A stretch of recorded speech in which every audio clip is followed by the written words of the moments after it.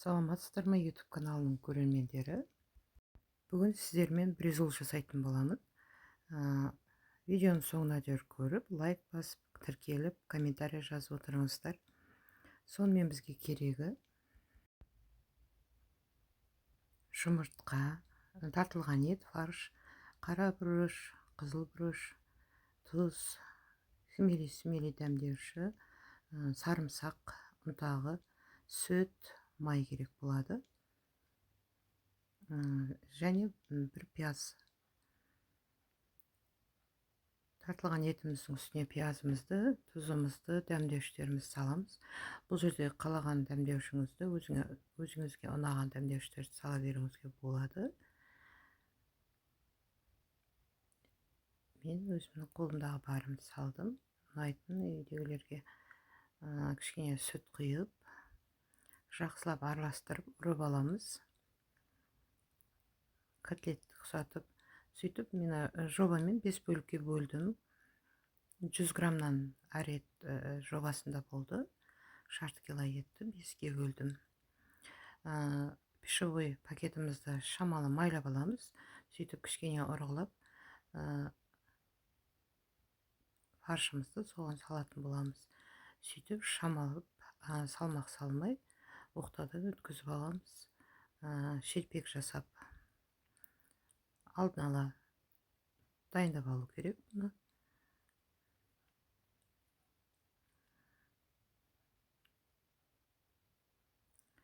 Жұқа болған әдем болады. Сосын бетін ашып, қолменен формаға келтіріп, реттеп, қалың жерлерін кішкене жұқартып, реттеп алсаңыз болады. Әр бризолға мен 2 жұмыртқадан жібердім. Кішкене тұзымызды сеуіп, араластырып аламыз. Сүт қосамыз кішкене. Шамалап қана, көп емес.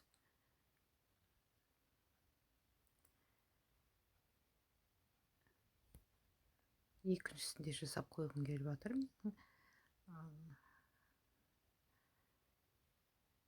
Осы екеуін бір пісіретін боламын.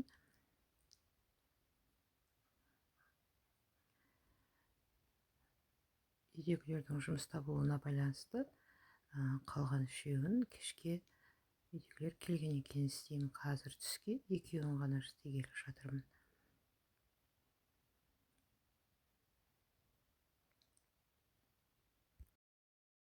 Бұны да ашып, жұқа жерлерін, қалың жерлерін реттеп, формаға келтіріп қоямыз.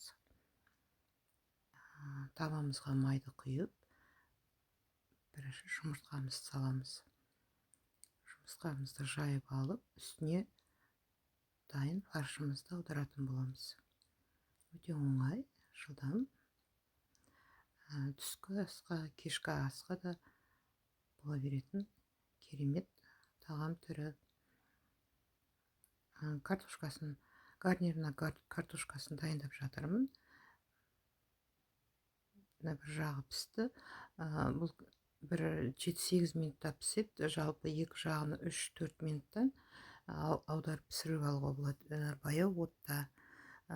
Салмасына мен қаймаққа майонез араластырдым. Кішкене құрғақ сарымсағымды араластырдым. Осылай. Енді арасына қызанақ пен қияр қосқалы жатырмын. Бұл жерде де кез келген ош қосуыңызға болады. Дайын салаттар, шымши салаттарын салуға да болады. Өзіңіздің қалауыңыз бойынша. Мен бұл жерде қияр мен қызанақ қосып жатырмын.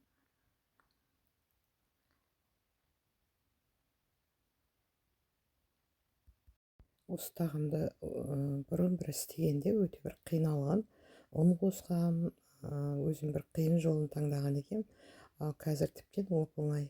Міне арасына өзіміздің қалаған салмамызды жағып, үстіне қиярымыз бен қызанағымызды қойып, рулет жасап орап қоямыз. Біреуінің өзі бір адамға өте тойымды гарнирмен беруге болады. Міне осылай. Енді екіншісінде қуырамын. Осылай жұмыртқамызды салып, үстіне дайын тұрған фаршымызды салып 7-8 минут бетін жауып пісіріп аламыз.